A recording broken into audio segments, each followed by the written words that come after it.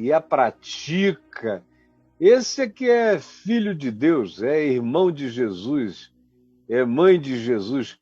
Tem coisa profunda com Deus. Aquele que praticar a palavra, de modo que ele diz aqui que tem que praticar até para compreender, como eu expliquei ontem e repeti. Se o passo da obediência em fé não preceder qualquer coisa, se Jesus não for o Senhor, e porque Ele é o Senhor, e veio em mim o impacto de que Ele é o Senhor, e porque Ele é o Senhor eu obedeço, enquanto eu não começo a praticar essa obediência em fé, eu não enxergo nada. Como ontem eu disse, é João 7,14. Tem que primeiro botar o pé no chão da obediência para ter a clarevidência do discernimento.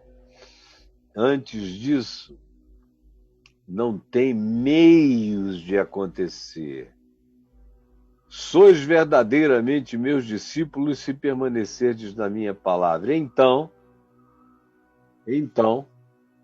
esse e conhecereis equivale a um então. Então, se tomardes essa atitude da obediência e fé, conhecereis a minha palavra, até conhecereis a verdade, que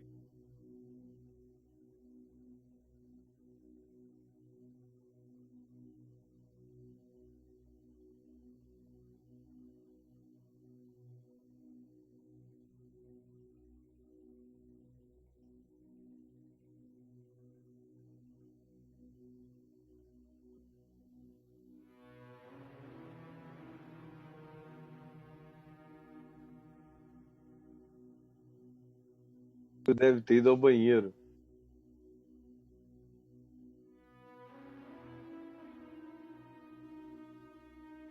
E aí? Braulinho, você tem que ficar de olho aí, mano.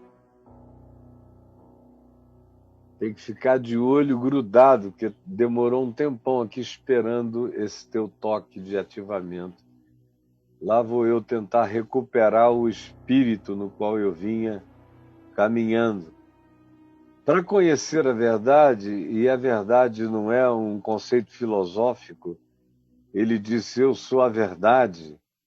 Para conhecer o Cristo, conhecer a palavra dele é a verdade, ele disse, as minhas palavras são a verdade. Para poder experimentar essa libertação que ele promete, que é libertação mental, emocional, sentimental, de comportamentos, de vícios do ser. Você só conhece essa verdade que provoca a libertação se você permanecer em obediência ao Evangelho. É a prática da obediência ao Evangelho que produz a consciência da verdade, que gera a libertação de pensamentos equivocados, fixados, obcecados, adoecidos, viciados, culturalmente estratificados. Só se a gente permanece na obediência à palavra, andando em obediência em fé, é que a gente verdadeiramente se torna discípulo, alguém que assume a disciplina da consciência do Evangelho, do ensino de Jesus. Então, só então, não antes, só depois, a gente conhece a verdade.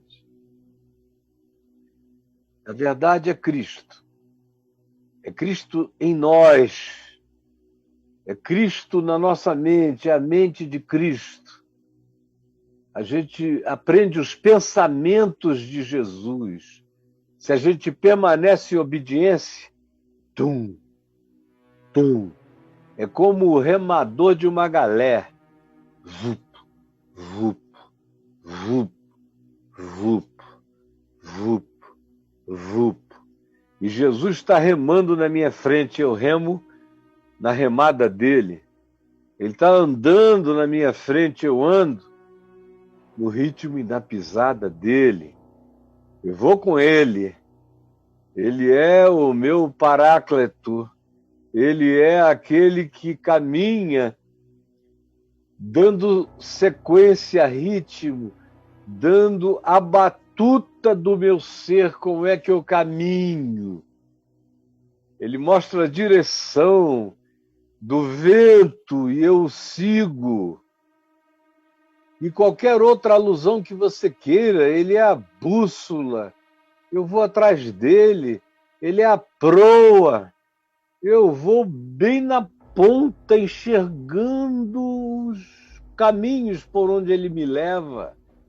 Seguir Jesus é como crer num prático. Prático é como a gente chama aquele indivíduo que leva o barco no Amazonas, pelos rios, Rio Amazonas, cheio de realidades traiçoeiras.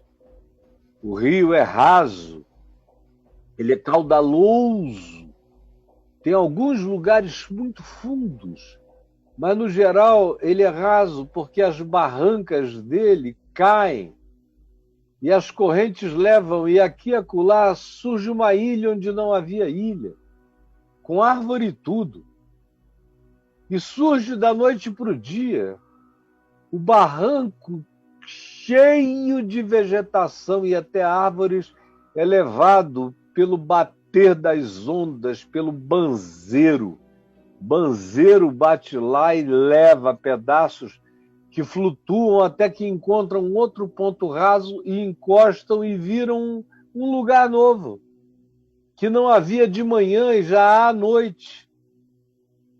Por isso, para dirigir, levar, conduzir um barco no Rio Amazonas, no Rio Madeira, que é um outro rio traiçoeiríssimo, no Purus, em qualquer rio, no Tefé, mas especialmente no Amazonas e no Madeira, Rio Madeira, que tem pedaços traiçoeiríssimos de ilhas novas, onde o mesmo fenômeno acontece. E tem um detalhe: os meus amigos do passado, até já faleceram, que eram práticos nesses rios, me diziam que no Rio Madeira o grande problema era tora, era pedaço enorme de árvores, árvores duras, e quanto mais tempo na água, mais duras, ficava igual ferro. O casco do barco batia ali, quebrava todo, e o barco naufragava. Muita tragédia aconteceu no Rio Madeira e no Rio Amazonas, como a gente sabe.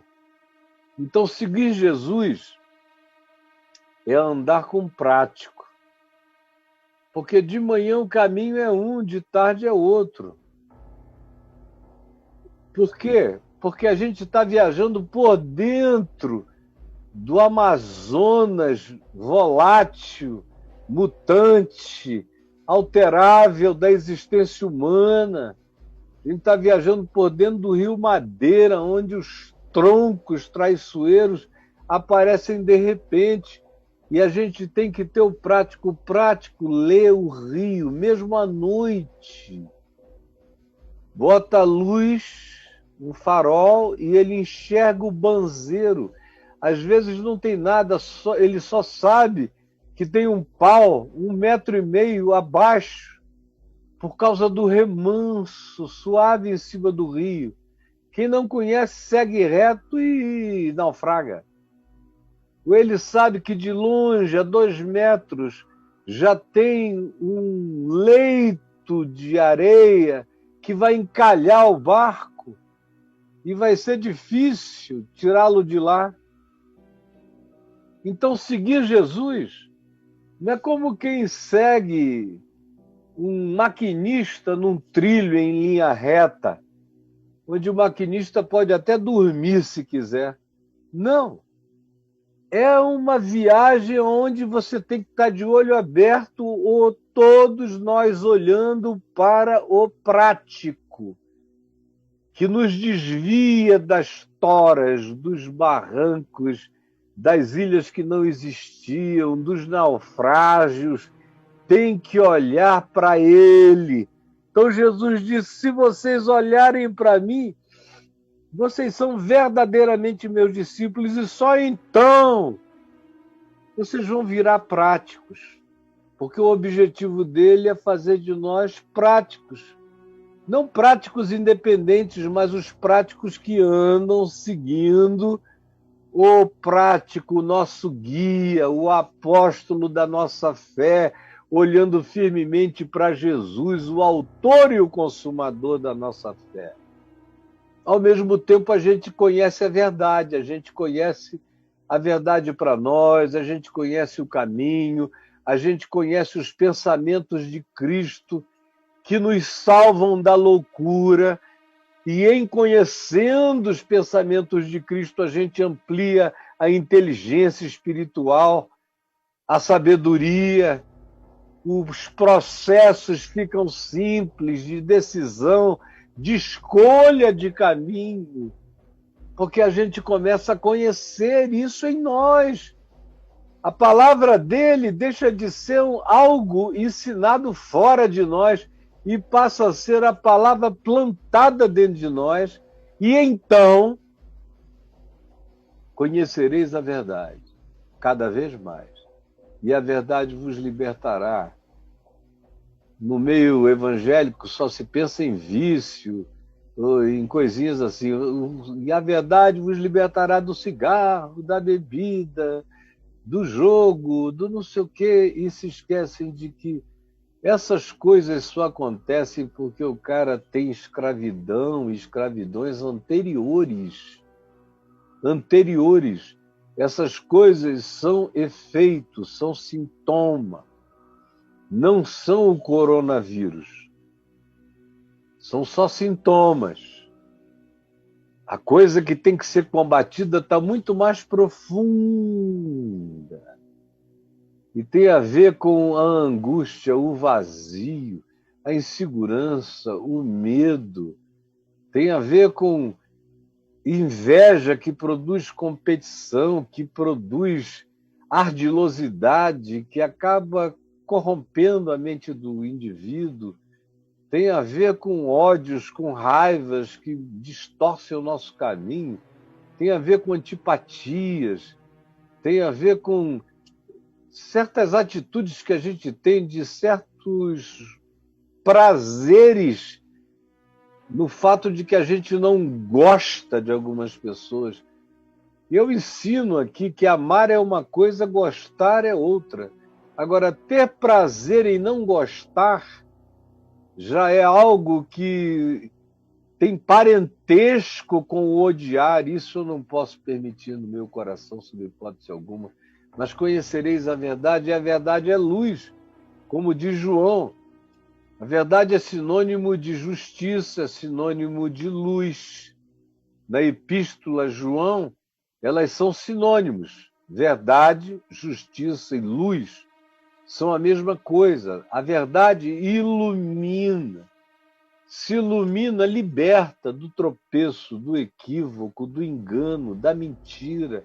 Liberta de todas essas coisas, vai libertando cada vez mais, vai ficando cada vez mais claro, vai ficando cada vez mais óbvio, vai ficando cada vez mais simples de entender.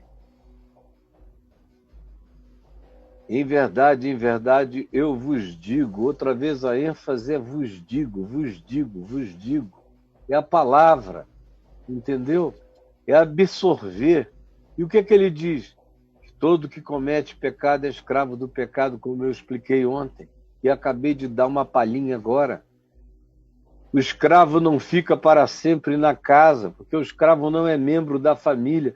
Ele até viaja, ele presta serviços, ele está ali se obrigando, o escravo está ali por obrigação. Como a gente vê os crentes da obrigação. É porque não são filhos, são escravos. É o cara para quem o evangelho é um peso, é um trabalho, é um serviço. É algo que ele faz por obrigação diante de Deus, mas não é espontâneo diante dele. Por isso, ele vai, ele vem, ele aguenta, ele não aguenta mais, ou ele é trocado, ele vai adiante, ele não tem nenhum status de permanência. O escravo não permanece, é o que Jesus está dizendo. O filho, sim. O filho, e tudo isso é uma linguagem que usa até as metáforas do cotidiano do primeiro século, onde Jesus vivia, mas são ilustrações, são metáforas espirituais. O filho, sim, fica na casa, a casa é dele, é do pai, ele está seguro, ele ouviu a palavra, ele entendeu, ele creu, ele está ali por absoluta espontaneidade e alegria de pertencimento. Assim é com todo aquele que crer no que eu estou dizendo. Se torna livre como um filho dentro de casa, deixa de ser escravo.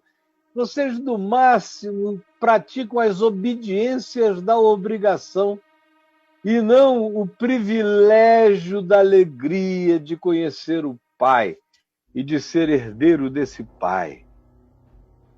Bem sei, ele diz, que vocês são descendência de Abraão, vocês têm esse DNA hebreu. No entanto, contudo, procurais matar-me, porque a minha palavra não está em vós. Olha outra vez, a minha palavra não está em vós. A minha palavra não está em vós. A questão é, o escravo obedece a mandamentos. O filho tem a palavra plantada nele.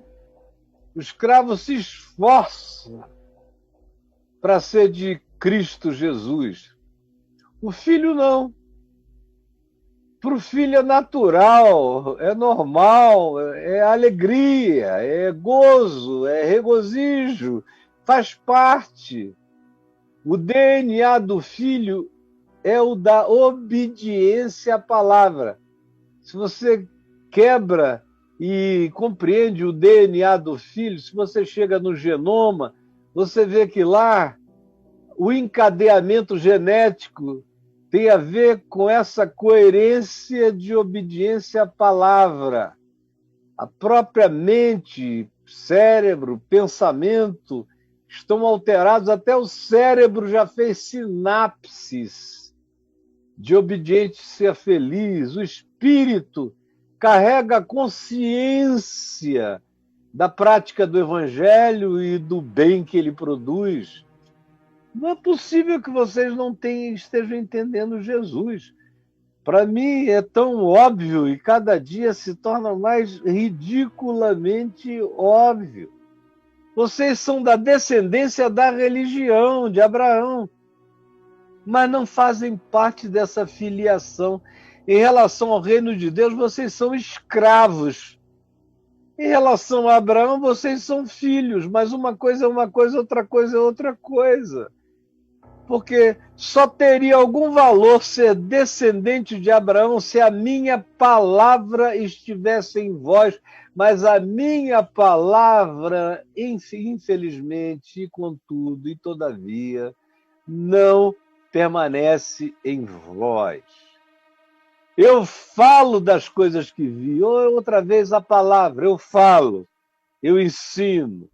As coisas que eu vi junto ao meu Pai, o Evangelho, é Jesus dizendo para os homens o que o Pai disse a ele, que era a vida que agrada ao Pai. Humanos devem viver assim.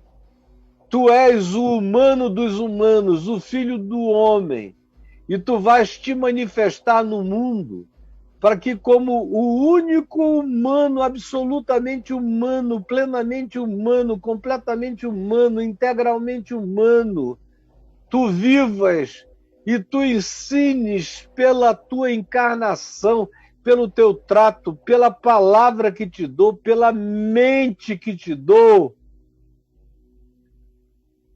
Tu digas as minhas palavras e vivas e encarnes Porque o meu desejo para o homem é que ele se transforme num modo diferente de ser humano. Não é que ele decore algumas palavras, mas que eles aprendam contigo como é andar. Porque tu és a própria obediência da fé. Então, que eles aprendam contigo o que é obediência em fé, o que é se tornar um humano. Para se tornar um humano, você tem que andar na direção de ir se cristificando, esquecendo as coisas que para trás ficam e prosseguindo para aquelas que diante de nós estão. E a oportunidade dessa consciência é o dia chamado hoje. Então, eu falo essas coisas que eu vi junto do meu pai. Porém, vós fazeis as coisas que vistes juntos ao vosso pai. Jesus dá aquela enfiadinha, dá aquela lancetada na costela.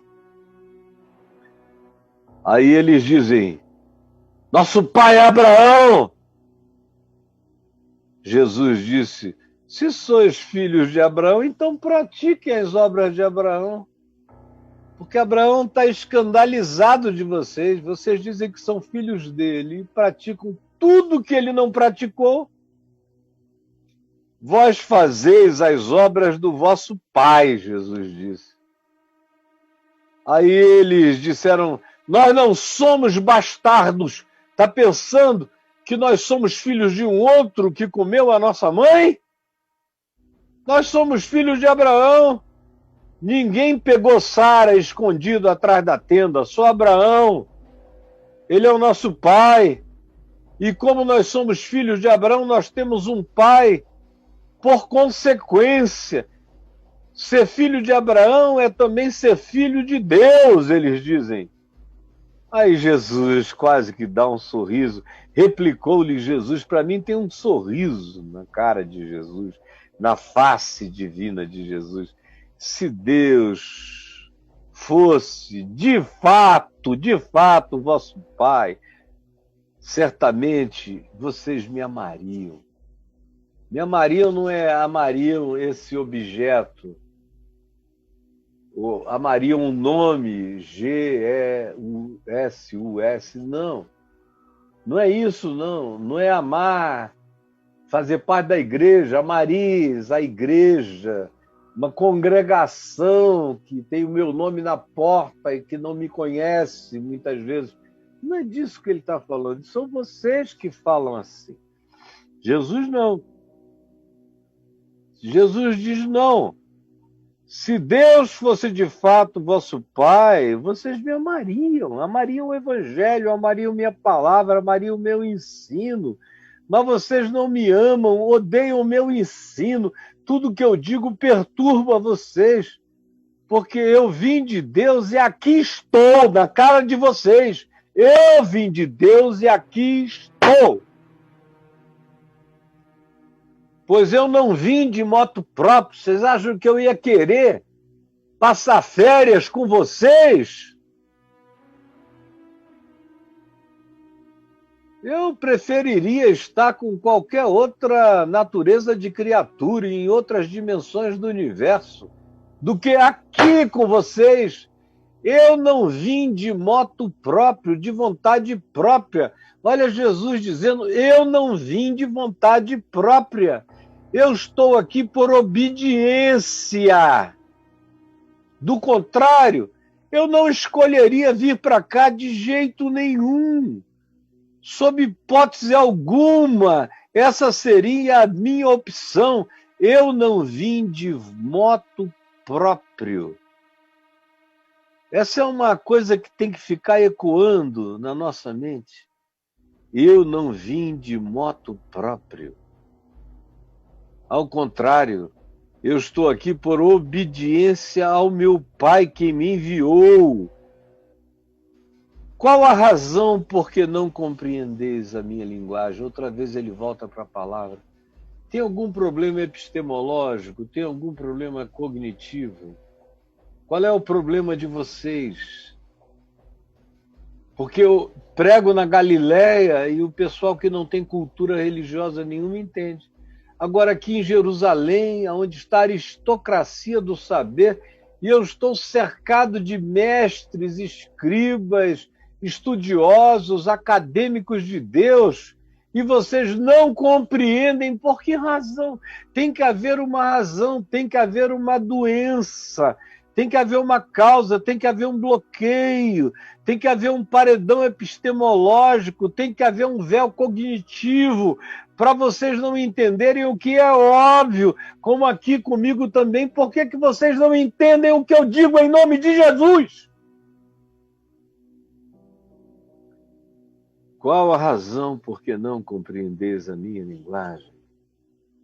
É porque sois incapazes. Vocês são incapazes. E não é uma debilidade mental. Não, eles eram cerebralmente funcionais, neuralmente saudáveis. O problema deles era um bloqueio estrutural, um preconceito estrutural. Preconceito contra quem quer que viesse da Galileia, preconceito contra quem quer que, em vindo a Jerusalém, não cultuasse o culto, não cultuasse o templo, não cultuasse os sacrifícios, não batesse continência para os eruditos de Deus, os doutores em divindade, os senhores do saber espiritual. Segundo eles odiavam quem chegasse e não fizesse essas coisas. Isso fazia parte do bloqueio essencial, estrutural, mas não era só isso. Porque mesmo que Jesus tratasse tudo como eles gostariam que fosse tratado, bastava Jesus abrir a boca e praticar o evangelho conforme o evangelho tinha que ser praticado, e ensinasse o que ensinasse, e chamasse para o perdão, e chamasse para a conversão, e chamasse para a abolição do espírito de vingança, e chamasse para a destituição dos juízos e dos julgamentos que colocavam pessoas no inferno o tempo todo, e os chamasse para tratarem os diferentes como iguais, conforme o Evangelho ensina, e os chamasse para construírem a existência deles não sobre a base e o fundamento de Moisés, mas sobre a base e o fundamento de Jesus, que é a pedra que os construtores rejeitaram e veio se tornar a principal pedra angular. Bastava que Jesus os chamasse para perdoarem prostitutas, para terem misericórdia e não apedrejarem adúlteras. Bastava que Jesus apresentasse publicanos a eles como irmãos arrependidos. Bastava que Jesus introduzisse zelotes, que eram de esquerda radical, a presença deles dizendo: olha, esse aqui se converteu, é meu discípulo agora. Bastava que eles trouxessem Mateus, Jesus trouxesse Mateus e dissesse: esse publicano maioral da Galileia largou tudo, se converteu e agora é meu discípulo. Bastava que Jesus trouxesse o séquito dele e dissesse: olha como Deus é bom, e olha como a humanidade tem esperança, olha como esses que nunca souberam da lei, agora estão totalmente convertidos à busca da obediência do amor. Tem muito que aprender, aprenderão ainda muita coisa, mas eles puseram o pé no caminho e vão andando todo dia e vão se deixando corrigir à medida em que vão caminhando. Bastava que lhes dissesse isso, bastava que amaldiçoasse a figueira sem frutos e eles entendessem a insinuação de Jesus, que aquilo dizia respeito a Israel, que só tinha folha, mas não dava fruto.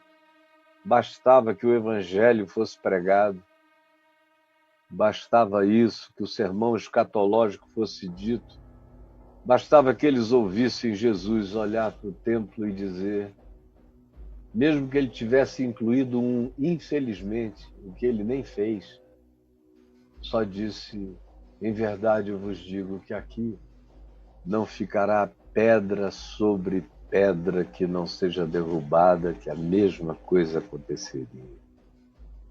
Por qual razão não compreendeis a minha linguagem?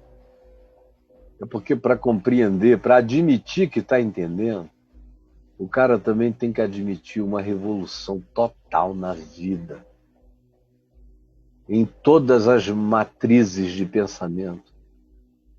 A matrix essencial do espírito, que no caso deles era uma matrix de Moisés, no caso dos senhores e senhoras, é uma matrix da religião judaico-cristã e do cristianismo e da denominação particular que vocês frequentam, mas é por essa matrix que vocês enxergam Jesus, e ele está perguntando por qual razão epistemológica, por qual razão cognitiva, qual é a matrix que me precede e que bloqueia a capacidade interpretativa do evangelho simples na vida de vocês.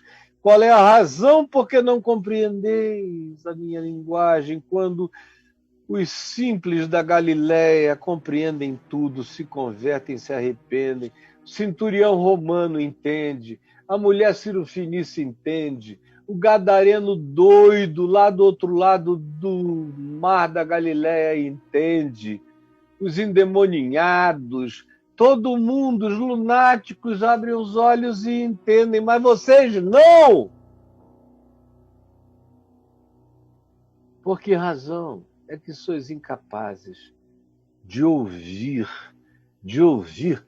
enquanto estão ouvindo, estão bloqueando, é como aqui, está buscando distração, na hora que vai assim, olha, é um cruzado de direito que pega na tua mandíbula esquerda, pá! Aí você... Não, eu não vou ouvir, eu não quero ouvir. Sois incapazes de ficar até o fim. Sois incapazes. Tem gente aqui já arranjando desculpa para sair. Tem um outro dizendo aqui, não, já entendi o que ele tinha que dizer. Vai pensando que é assim, garoto. Sois incapazes de ouvir as minhas palavras. Vocês só são capazes de ouvir o ensino dos líderes da religião, da denominação, da congregação, mas a minha palavra, pura e simples, ensinada assim como você não vê em lugar nenhum, praticamente em lugar nenhum. Até os melhores que fazem isso preferem escolher um texto, um versículo, um tema, mas ensinar o evangelho assim torna uma quantidade enorme de pessoas incapazes de ouvir. E não é porque é chato, eu sei que não é chato, eu sei que é fascinante. Eu conheço ateus que não conseguem se desligar. Quem foge são os religiosos, porque não querem ouvir aquilo que sobre eles pode implicar. Aí Jesus diz algo que ninguém quer ouvir. E é horrível de dizer. Até o dia de hoje, até ler para você, que está na mesma situação desses caras, o diagnóstico de Jesus não psicologiza, não filosofa, não cria um bloqueio de natureza, de cultura, preconceito estrutural desenvolvido por séculos, como sendo algo que pudesse diminuir as implicações daquele agravo que para Jesus era indesculpável. Indesculpável! Vós sois do diabo, que é o vosso pai, e quereis satisfazer-lhe aos desejos. Esse é o diagnóstico de Jesus, é horroroso, né? Vós sois do diabo, vocês têm o DNA de Abraão, mas carregam o espírito espírito do diabo, o espírito da divisão, o espírito do ódio, o espírito do antagonismo, o espírito da oposição, o espírito do coração bloqueado para o amor. Porque o que eu estou dizendo aqui só acolhe quem é capaz de amar. Se vós fosseis de Deus, vós me amaríeis, porque eu fui enviado por Ele, mas eles não são capazes de amar. E a relação com Jesus só acontece quando a gente é capaz de amar a Jesus. Como eu vi há uns meses atrás um ateu me dizer: Caio, eu não creio em Deus, mas eu amo Jesus. Eu falei: então fica aí que tá bom. Porque Deus está sendo amado em Jesus. Ele falou: não, Jesus é tudo de bom. Jesus é tudo de bom. É maravilhoso. Eu não sei se eu creio em Deus. Provavelmente até aqui eu não fui capaz de crer em Deus, mas eu amo Jesus. Tudo que Ele diz eu tento praticar com alegria. Eu falei: então fica nesse teu ateísmo. E a gente está caminhando para a vida eterna. Juntos. Hoje ele já não diz mais nem que é ateu. Ele só diz que Jesus é maravilhoso. E ninguém nem puxou o assunto. Mas aqui, esses caras não falam de outra coisa, mas são do diabo. Quanto mais religião sem amor, mais diabo. Guarde isso. Quanto mais religião sem amor, mais diabo. Quanto mais religião sem amor ao próximo, mais diabo.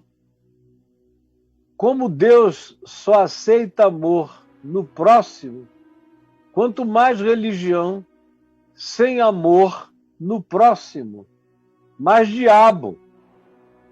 Você não entendeu ainda? Então vá dormir com essa angústia. Que você não entendeu porque você não gosta da verdade. Os filhos do diabo gostam da mentira. E gostam daquelas moralidades da morte. Gostam de tudo aquilo que diz: Deus vai matar, Deus vai pesar a mão, Deus vai trazer um câncer. Essa desobediência sua vai ser castigada por Deus. Eles gostam de apedrejar, eles gostam da palavra que mata. Da palavra que mata. Por isso sois filhos do diabo, porque ele é homicida. Ele gosta da palavra que mata e ele é mentiroso. Ele gosta da mentira, ele ensina mentira e os filhos dele bebem mentira. O evangelho é um problema, é um bloqueio só, mas a mentira do diabo, falada em nome de Deus, os caras bebem a largos sorvos. Bebem.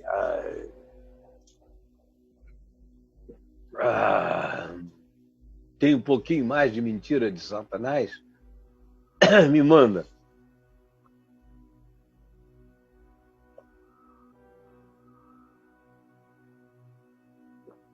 Você viu essa nova doutrina? Esse novo mover? Esse novo apóstolo que se levantou?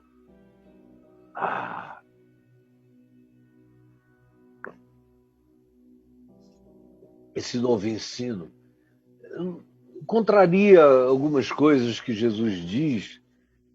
No entanto, ele diz que você é poderoso, maravilhoso, que você vai conseguir tudo. Bebe.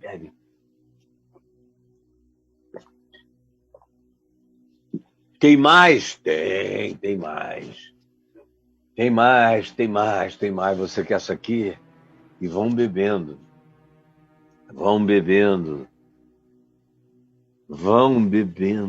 Porque o que eles querem é satisfazer aos desejos do diabo. E eles amam mentira. E a mentira que vem carregada da mensagem do ódio, essa eles bebem mais ainda. Aí Jesus diz: mas porque vos digo a verdade, não me credes. Outra vez vos digo, não me credes, vos digo, não me credes. Jesus está dizendo, olha, vocês um dia vão ser julgados e vocês não vão poder dizer que eu não falei a verdade para vocês, especificamente para vocês. Ele está falando com aquele pessoal e com qualquer outro pessoal que se assemelhe àquele, como temos muitos aqui. Vocês não vão poder dizer que